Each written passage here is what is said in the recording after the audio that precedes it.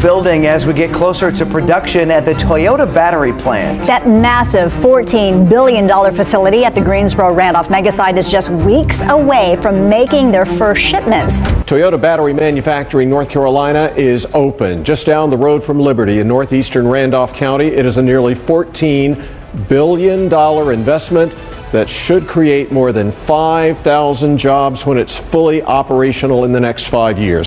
It begins with a quiet news clip. A clip that feels normal at first, like another update from a local journalist standing outside a massive industrial plant. But then a simple sentence changes everything. Toyota has confirmed its first major shipments will now begin from its Canadian facilities. Just that one line, and suddenly Washington is on fire.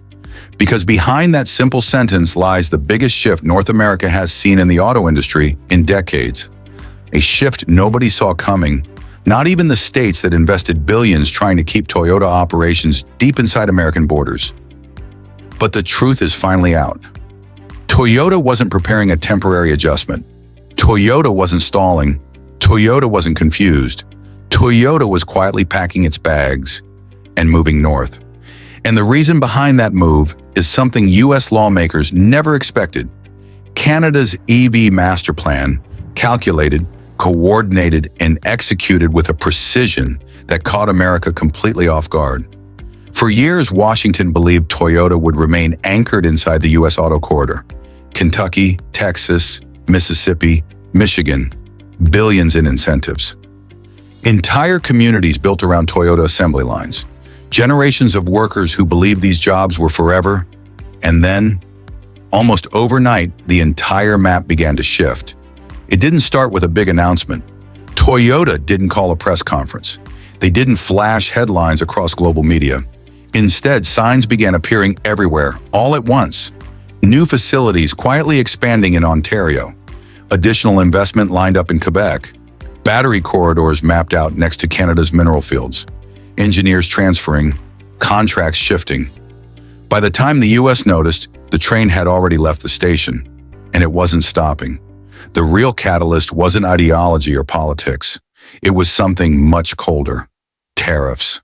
Crushing, unpredictable, billion-dollar tariffs that turned Toyota's U.S. operations into a financial gamble. Nearly $800 billion in potential exposure from U.S. tariffs on Japanese exports created a crisis inside Toyota boardrooms. Suddenly, every decision, every dollar, every production map had to be reevaluated. In 2025 alone, Toyota projected a 21% collapse in profits, driven by currency swings, material costs, and the brutal aftermath of Trump-era tariffs that never fully unwound. In a single disclosure, Toyota admitted that Trump-era tariffs alone were cutting $1.25 billion from earnings.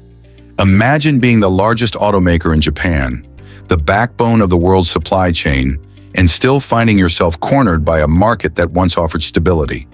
For Toyota, the message was unavoidable. The United States was becoming too expensive, too risky, too unpredictable. Every time Washington changed tariff rules, Toyota paid the price. Every time EV incentives were rewritten, Toyota's planning collapsed.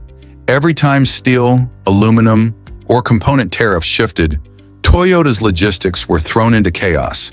And just when Toyota needed certainty the most, the US delivered the exact opposite. Meanwhile, across the northern border, Canada wasn't just waiting, Canada was building. Not speeches, not promises, not political performances, actual infrastructure, actual policy, actual long-term solutions. Ottawa committed more than $6.4 billion to accelerate nickel, cobalt, and lithium extraction, minerals the U.S. desperately needs but cannot refine at scale. Another $2 billion was set aside for expanding refining and processing, building exactly the system Toyota needed to survive. And then came the knockout punch. Canada ensured all of this met the rules of America's own Inflation Reduction Act. So Toyota asked itself the only question that mattered. Why operate in a country where every rule changes every month, when you can move next door and qualify for the same U.S. incentives without the chaos? That was the moment Toyota's silent shift began. And once it started, everything else fell into place. The US couldn't supply compliant EV materials. Canada could. The US couldn't refine minerals at scale. Canada could. The US kept rewriting its EV laws. Canada kept them stable. Bit by bit, the center of gravity moved north, toward Ontario, toward Quebec, toward a future Toyota could rely on. Inside the US, states like Kentucky and Texas began sounding alarms. Billions were invested in EV-ready infrastructure, expecting Toyota to expand production. But Toyota's EV projects quietly slowed. Deadlines shifted, production targets changed, battery facilities paused, supply chain maps were redrawn. Some states accused Toyota of turning its back on American workers. Others feared something even worse, that Canada was becoming a backdoor that allowed foreign automakers to qualify for US tax credits without investing inside America. And honestly, they weren't wrong. Meanwhile, Canada continued stacking advantage on top of advantage. Ontario signed off on a $15 billion Honda EV mega program, creating the largest EV cluster in North America. Quebec secured a nearly $2 billion GM investment for battery supply chains. And at the center of it all, Toyota carved out its own EV corridor, protected from policy swings, tariff shocks, and regulatory whiplash. While the US fought political battles, Canada built battery refineries. While the US debated tax credit rules, Canada secured mineral supply chains. While the US rewrote EV policy every election cycle, Canada created an ecosystem designed to last decades. Toyota saw the difference instantly. Production costs stabilized, material sourcing became easier, supply chains became predictable, and long-term EV strategy finally made sense again. This wasn't emotional. This wasn't political. This was mathematical. Toyota didn't abandon America out of preference. Toyota moved north because survival demanded it. And here's the part Washington never expected. Every automaker is now watching Toyota's playbook, and many are preparing to follow it. Even companies deeply rooted in US manufacturing are questioning whether America can offer the certainty needed for 20-year EV investments. And the more Canada expands its mineral, processing, and battery corridor, the harder it becomes to ignore. Because the truth is simple, EV production isn't just about assembly plants anymore. It's about who controls the minerals, who controls the refining, who controls compliance. And right now, that's Canada. Toyota's shift is only the beginning, a signal, not an ending, a sign that the real future of North America's EV industry might not be in Detroit, Kentucky, Tennessee, or Texas, but in the mineral belts of Ontario and Quebec.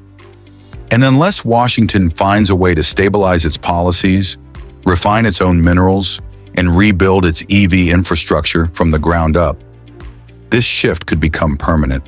Because companies don't chase promises, they chase stability, they chase certainty, they chase survival. And that's exactly what Canada is offering, quietly, strategically, and more effectively than anyone expected. Toyota didn't abandon America out of anger. Toyota simply followed the path that made the most sense. And now, the rest of the world is watching.